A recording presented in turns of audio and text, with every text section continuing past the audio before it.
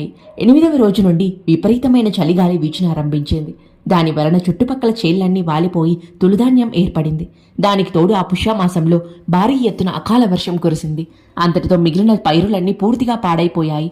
కాని పర్వతేశుని పొలంలో మాత్రం కోయబడిన పైరు మొక్కల మొదళ్ల నుంచి ఒక్కొక్క మొక్కకు 10-11 చొప్పున పిలకలు వచ్చాయి. పైరు ఏపుగా పెరిగి అమితంగా పండింది. అది చూచిన వారందరూ నిర్ఘాంతపోయారు.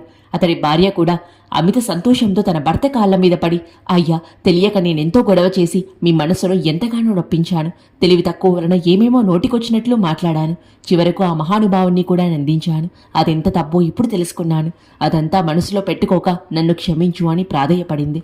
అప్పుడు ఆ భార్యాభర్తలు ఆ పొలానికి నమస్కరించుకొని భూమి పూజ చేసి శ్రీగురుని వద్దకు వెళ్లి ఆయన పాదాల మీద పూలు వేసి నమస్కరించుకున్నారు.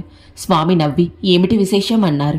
ఆ దంపతులు నమస్కరించి, స్వామి, మీ దయ వలన మేము కోరిన దానికంటే ఫలితం ఎంత